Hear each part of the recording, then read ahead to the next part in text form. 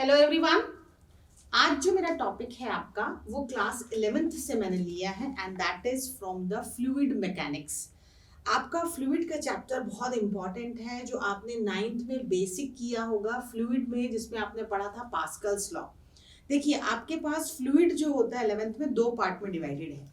एक तो आप पढ़ते हैं कि फ्लूइड विच इज स्टैटिक, जिसमें आपने पास्कल्स लॉ पढ़ा होगा, आपने आर्किमिडीज प्रिंसिपल पढ़ा है, ये आप 9th में पढ़ चुके हैं। इसके बाद आप आते हैं कि फ्लूइड मैकेनिक्स में आ जाते हैं, मतलब फ्लोइंग फ्लूइड भी पढ़ना है आपको, जिसमें आप विस्कोसिटी देखते हैं।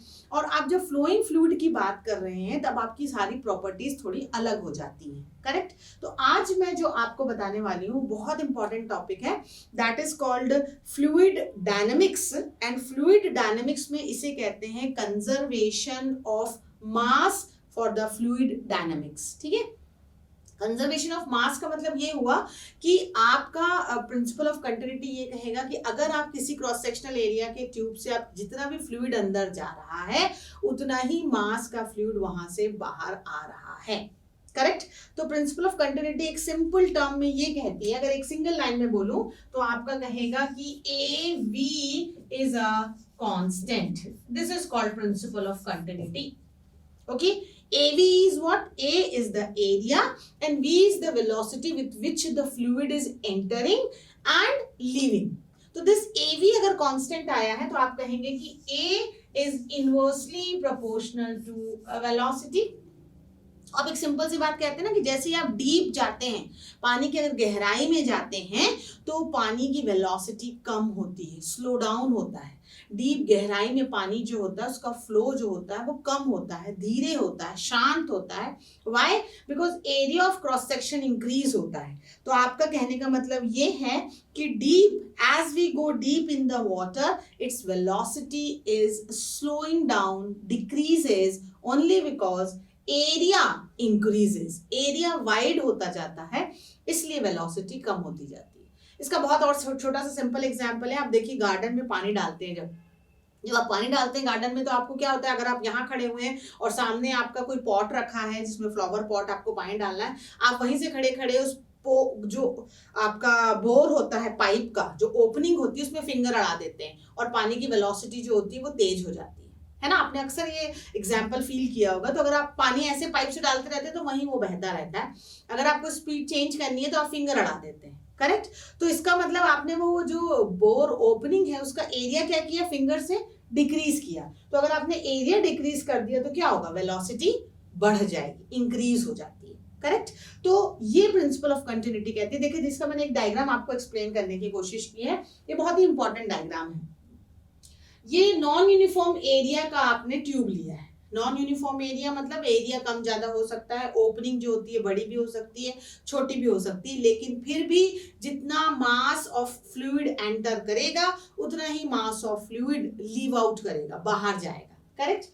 A1 area of cross section है जो कि हमको छोटा दिखाई दे रहा है, A2 area of cross section है जो कि आपको बड़ा दिखाई दे रहा है ट्यूब का। V1 is the velocity with which the liquid is entering, V2 is the velocity with which liquid is coming out, जिस वेलोसिटी के साथ बाहर आ रहा है।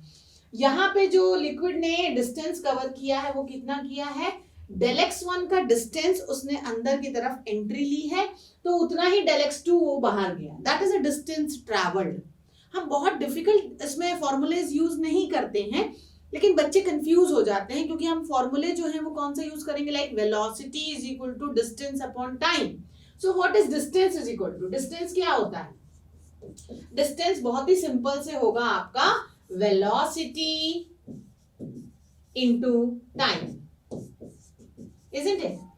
आपने कहा velocity is distance upon time, तो डिस्टेंस क्या हुआ, वेलोसिटी इनटू टाइम। कितनी वेलोसिटी के साथ एंटर कर रहा है, V1। अगर मैं टाइम कह लेती हूँ डेल टी, एक छोटा टाइम इंटरवल ले लेती हूँ आपका कि del T is the time interval जिसके साथ वो एंट्री कर रहा है and del T is the time interval जब वो लीव करेगा। तो आप बता सकते हैं डिस्टेंस डेल x1 कितना होगा, del x1 is nothing but velocity जो हम यहाँ V1 ले रहे हैं into the time that is del t. तो मेरे ख्याल में ये बहुत ही छोटा सा एक डेफिनेशन से फॉर्मूला आ जाएगा कि del x1 is nothing but V1 velocity with entering into del t। So this is the distance which is covered by the fluid. ये डिस्टेंस है जो फ्लूइड ने कवर किया है in entering at the section A and at the section A2 कितना fluid बाहर जाएगा? जो फ्लूइड आपका बाहर जाएगा वो कितना होगा? दैट इज नथिंग बट, अगर मैं कहूं कि डेल x2 है तो del x2 is velocity v2 into time del t। Correct? तो प्रिंसिपल ऑफ कंटिन्यूटी का एक सिंपल डेफिनेशन पहले आप लोग लिखिए कि the product of area and the velocity is constant. This is what the principle of continuity. Principle of continuity आपका कह रहा है कि एरिया एंड वेलोसिटी का प्रोडक्ट कांस्टेंट होता है। और जो मैंने छोटी सी चीज आपको सिंपल ये बताई है अभी, the small thing which I told you is what I told you कि एक नॉन यूनिफॉर्म एरिया का आपको ट्यूब लेना है जहां से एरिया A1 एक एंड है, एरिया A2 दूसरा एंड है। आप चाहें तो उसे नाम दे सकते हैं, you can give name like this is the tube A and this is the end of the tube B। A1 area है, V1 वेलोसिटी है, डेल x1 डिस्टेंस है, एरिया A2 है, V2 वेलोसिटी है, डेल x2 डिस्टेंस है of leaving and entering. ठीक है, बहुत छोटा सा प्रूफ मैं आपको मैथमेटिकल करके दिखाऊंगी जिसमें आपको पता चल जाएगा कि A1 V1 या is equal to A2 V2 या AB इज द कांस्टेंट। सो अब हमने क्या देखा है कि आपने एक ट्यूब लिया है, उस ट्यूब में आप मेंशन कर दीजिए कि आपने कितना एरिया लिया है A1, कितनी वेलोसिटी के साथ एंटर कर रहा है V1, और डेल x1 जो है वो आपका डिस्टेंस कवर्ड है in the one area of the tube. उतना ही लिक्विड वहां से दूसरी तरफ से फ्लो हो रहा है। तो अभी मैंने आपको ये फॉर्मूला लिख के बताया था, देखिए कि del x1 is what is del x1? Del x1 is your v1 del t। अब आपको ये क्लियर हो गया होगा कि डेल x1 जो है वो डिस्टेंस है, that is velocity into the time. I hope ये क्लियरिटी हो गई। अब मैं यहाँ एक कंसिडरेशन लूंगी, और कंसिडरेशन है कि हमारा जो फ्लूइड है वो आइडियल है। अब ये बहुत इंपॉर्टेंट वर्ड है कि आइडियल फ्लूइड किसको कहते हैं? आइडियल फ्लूइड उसको कहते हैं जो सबसे पहला तो नॉन विस्कस हो। नॉन विस्कस, एक नया वर्ड आया, विस्कस। विस्कस क्या है? विस्कोसिटी जो फ्लोइंग फ्लूइड में होती है वो आपकी लेयर्स एक दूसरे को अपोज करती हैं। जैसे आपने सॉलिड में फ्रिक्शन पढ़ा है, फ्रिक्शन में क्या होता है? When two bodies comes in contact with each other, जब दो बॉडीज आपस में कांटेक्ट में आती हैं तो उनके बीच में एक अपोजिंग फोर्स लगती है, और उस अपोजिंग फोर्स को हम फोर्स ऑफ फ्रिक्शन कहते हैं। सिमिलरली वैसे ही क्या होता है, जब फ्लोइंग फ्लूइड है, लिक्विड बह रहा है, तो हर एक ऊपर वाले लेयर को नीचे वाला लेयर अपोज करेगा, यानी उसके मोशन को ड्रैगिंग करेगा, ड्रैग करेगा, पीछे लाएगा। उसे हम कहते हैं विस्कस फोर्स या फिर opposing force between the layers of liquid. इसी कारण से जो हाईली विस्कस फ्लूइड होते हैं वो थिक होते हैं, भारी होते हैं। जैसे आपने कैस्ट्रोल ऑयल ले लीजिए, हनी ले लीजिए, तो ये जो होते हैं हाईली विस्कस हैं। और अगर वो मतलब पतला है, बहाव बहुत इजी है, यानी वो इजीली बह रहे हैं, तो उनकी विस्कोसिटी नहीं है। तो मैंने कहा कि आइडियल फ्लूइड कैसा होना चाहिए? नॉन विस्कस, है ना? तो इसका मतलब ही ये क्लियर है आपको। नॉन विस्कस का मतलब कि विस्कोसिटी नहीं है, यानी अपोजिंग फोर्स कम है। तो ideal fluid should be non viscous and incompressible. एक नया वर्ड फिर आया आपके लिए, इनकम्प्रेसिबल। इसका मतलब ये होता है कि जो डेंसिटी ऑफ फ्लूइड है, यानी अगर मैं कहती हूं कि ρ1 डेंसिटी ऑफ फ्लूइड है while it is entering and ρ2 is a density of fluid while it is leaving out, ये आप लिख सकते हैं। लेकिन इनकम्प्रेसिबल फ्लूइड में आपकी density will not same, it will not change, sorry, it will be same। तो ρ1 is equal to ρ2 is equal to ρ। आपको ये दोनों मीनिंग बस पता होना चाहिए आइडियल फ्लूइड के। तो देखिए प्रिंसिपल ऑफ कंटिन्यूटी, इसके बाद में जो आगे फॉलो करूंगी वो रहेगी बर्नौलीज थ्योरम, जो बहुत ही इंपॉर्टेंट क्वेश्चन है, जो आपके 11th क्लास में आता ही है। State and proof Bernoulli's theorem, वो आइडियल फ्लूइड पे लगी है। तो आइडियल फ्लूइड की कंडीशन तो पता होनी चाहिए आपको कि आइडियल फ्लूइड कैसा होता है? नॉन विस्कस होता है, यानी उसमें अपोजिंग फोर्सेस नहीं होती हैं, और इनकम्प्रेसिबल होता है, यानी डेंसिटी इज सेम। जितना डेंसिटी का फ्लूइड एंटर कर रहा है उतना ही लिविंग आउट। अब मैंने आपको डिस्टेंस तो बता दिया, डेल x1 कितना है? v1 del t। तो आपने देखिए जब मैंने ये कहा कि वॉल्यूम की बात करूं मैं, तो वॉल्यूम क्या होगा आपका, वॉल्यूम जितना, तो अब हम बर्नौलीज थ्योरम प्रूव करते हैं, ठीक है। तो आपको सबसे पहले कंसिडरेशन देखिए, कंसिडरेशन को अपने ओन वर्ड्स में लिखिए, डायग्राम इज वेरी इंपॉर्टेंट। मैंने बताया आपको एक नॉन यूनिफॉर्म एरिया का आप ट्यूब लीजिए, ओके, ये ऑलरेडी मैं आपको बता चुकी हूँ। इसकी जो हाइट है वो h1 लीजिए, इसकी जो हाइट है वो आप h2 ले लीजिए। This is having area a1, आप चाहें तो सेक्शन a ले लीजिए, एरिया स्मॉल a1 ले लीजिए, ये सेक्शन b ले लीजिए, स्मॉल एरिया a2 ले लीजिए। एंटरिंग फ्लूइड कितना है, वेलोसिटी v1, लीविंग आउट कितना है v2। यहाँ जो हम टाइम इंटरवल है उसको पर सेकेंड ले सकते हैं, ठीक है ना। तो जो हमारा वेलोसिटी इनटू डिस्टेंस, हम डिस्टेंस लेगा ना, वेलोसिटी इनटू टाइम, तो वो हम v1 कंसीडर कर सकते हैं वहां पे, ठीक है। ये सिंपल डायग्राम है, इसमें कैसा फ्लूइड बह रहा है, we are having an ideal fluid which is incompressible, streamline and non viscous. अब सबसे पहले मैं एक सेंटेंस आपको बताना चाहूंगी जो बिल्कुल याद रखिएगा, अगर आप उसको याद रखते हैं तो आपकी चीज कभी भी गलत नहीं होगी। वो सेंटेंस आपका ये बोलता है कि जो भी आप वर्क डन निकालेंगे, what ever work done you will find out, work done is nothing but pressure energy. तो मैंने पहले वर्क डन निकालना है, तो work done is nothing but what ever change in coming in your energy, change in your total energy. Total energy का मतलब kinetic plus potential, ये आपको ध्यान रखना है। बस एक सेंटेंस इसी में मैं पुटअप करूंगी। तो पहले मैं वर्क डन निकालूंगी, और चेंज इन एनर्जी तो मैं निकाल सकती हूँ टोटल एनर्जी।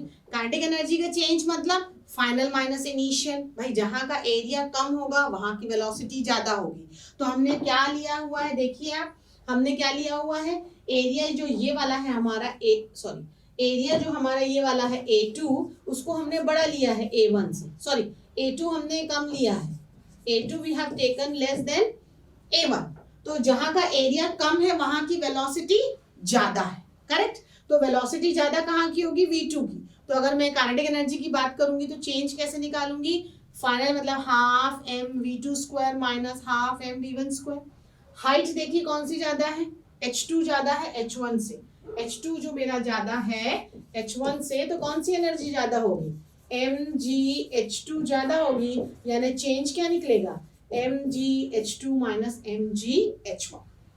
तो काइनेटिक एंड पोटेंशियल तो आपको डायरेक्ट लिख देना है, सिर्फ मेन हमको फाइंड आउट करना है क्या, वर्क डन, या फिर आप कह सकते हैं प्रेशर एनर्जी। तो मुझे प्रेशर एनर्जी को इक्वेट कर देना है चेंज इन एनर्जी से, ठीक है। तो अब मैं आपको सीधा वही बताती हूँ कि हाउ यू विल डू। सबसे पहले मैं एक सेंटेंस लिखूंगी कि change in KE, kinetic energy का चेंज। तो अभी मैंने आपको बताया it is half m v2 square minus half m v1 square. ये मेरी फर्स्ट इक्वेशन ले लीजिए, चेंज इन काइनेटिक एनर्जी। फिर मैं बताऊंगी कि what is change in potential energy. Potential energy का क्या चेंज है, तो that is mgh2 minus mgh1। ये क्वेश्चन अराइज होना चाहिए कि बड़े से छोटा माइनस होता है तो कौन बड़ा है, जहां का बोर कम है, एरिया कम है, वहां की वेलोसिटी ज्यादा है, इसलिए v2 पहले लिया है, हाइट h2 ज्यादा है इसलिए mgh2 पहले लिया है। ये दोनों तो एकदम क्लियर है। अब मुझे वर्क डन की बात करनी है, जहां हमें प्रेशर एनर्जी निकालना है, तो वही कंसिडरेशन करिए जो अभी थोड़ी देर पहले मैंने आपको एक्सप्लेन किया कि आप वर्क डन कैसे निकालते हैं। तो सबसे पहले हम स्टार्ट कहां से करेंगे, दैट इज योर फोर्स। तो सेंटेंस लिखेंगे कि what is the force which is at the tube, जो आपने सेक्शन ए लिया, तो आप स्टेटमेंट ऐसे लिख सकते हैं, force acting on the fluid at end A, force which is acting on fluid, कहाँ एक्ट कर रहा है, on fluid at end A, जो आपने ट्यूब लिया है उसके एंड ए पर। तो कितनी फोर्स ले रही हूं मैं, एरिया कितना था मेरा स्मॉल a1, और प्रेशर कितना ले रही हूं मैं P1, तो P1 A1 is at the end A। I hope ये सेंटेंस क्लियर हुआ होगा। नेक्स्ट लाइन में मैंने आपसे कहा कि अगर मैं उससे वेलोसिटी v1 से मल्टीप्लाई कर दूंगी, यानी मैं उसको क्या निकालूंगी, work done in the second, 1 second of the time, उसको स्टेटमेंट आप लिख सकते हैं work done per second on the fluid, आप लिख सकते हैं वर्क डन पर सेकेंड। तो वर्क डन कैसे निकालते हैं? That is force into distance. Distance को मैं क्या कह रही हूं कि फोर्स की जगह तो आप P1 A1 लिख सकते हैं, डिस्टेंस की जगह आपको लिखना पड़ता है वेलोसिटी इंटू टाइम। डिस्टेंस की जगह क्या लिखते हैं? Velocity into time. टाइम को मैं कितना ले रही हूँ? पर सेकेंड, यानी 1 सेकेंड ले रही हूँ, तो सिर्फ आपको लिखना पड़ेगा वेलोसिटी v1, यानी P1 A1 v1। ये क्या हुआ? This is the work done on the fluid at the end A। तो similarly work done by the fluid at the end B। Similarly का मतलब ही हो जाता है कि वैसे ही, जो मैंने अभी आपको पहले भी बताया है। तो कितना हो जाएगा work done at end of the tube B? वो कितना हो जाएगा? That is P2 A2 V2। ठीक है, P1 A1 V1 is the work done at the end A. P2 A2 V2 is the work done at the end B. अब आप ये बात जानते हैं कि आपको क्या निकालना है? You have to calculate the pressure energy. तो आपको नेट वर्क डन निकालना है। तो आप नेक्स्ट स्टेप में लिख सकते हैं कि the net work done on the fluid by the pressure energy. आप लिख सकते हैं net work done on fluid by pressure energy, by your pressure energy. तो नेट वर्क डन निकालने के लिए आपको क्या करना पड़ेगा? P1 A1 V1 minus P2 A2 V2। You have to do P1 A1 V1 minus P2 A2 V2 because you have to find the net work done। अब ये जो net work done है W, this is nothing but your pressure energy। और मैं ये जानती हूँ principal of continuity से कि A1 V1 is equal to A2 V2 is equal to mass upon rho होता है या कांस्टेंट होता है। ये चीज हमने अपने लास्ट प्रिंसिपल ऑफ कंटिन्यूटी में ऑलरेडी देख रखा है। तो आप चाहें तो इसको यहाँ ब्रैकेट में लिख सकते हैं, this is because of equation of continuity. क्योंकि जिन बच्चों को ये नहीं आएगा वो भूल जाएंगे कि इसे पुटअप भी करना है। तो प्रिंसिपल ऑफ कंटिन्यूटी क्या कहती है कि A1 V1 is equal to A2 V2 is m by rho। तो इसका मतलब मैं क्या कर सकती हूँ? m by rho को कॉमन ले सकती हूँ वैल्यू पुटअप करके, और ब्रैकेट के अंदर क्या कह सकती हूँ? P1 minus P2। And this is you have got work done, जो मेरी थर्ड इक्वेशन रहेगी। तो मेरी थर्ड इक्वेशन क्या कहती है कि m by rho P1 minus P2 is work done. पर मुझे पर यूनिट मास करना है, ये बात मैंने आपको पहले भी बता रखी है। तो जब पर यूनिट मास करते हैं तो हम m कैंसिल कर देंगे। लेकिन अभी हम सिर्फ क्या कर रहे हैं, वो हमारी जो पहली दो इक्वेशन है, सी डोंट फॉरगेट, हमारी पहली दो इक्वेशन क्या है? स्टार्टिंग में change in kinetic energy half mv2 square minus half mv1 square. दूसरी एनर्जी क्या है? mgh2 minus mgh1। और अब तीसरी क्या है? देखिए, इसके बाद हमने क्या निकाला? फोर्स निकाला। फोर्स के बाद हमने क्या निकाला? वर्क डन निकाला at the end A। Similarly कह दिया work done at the end B।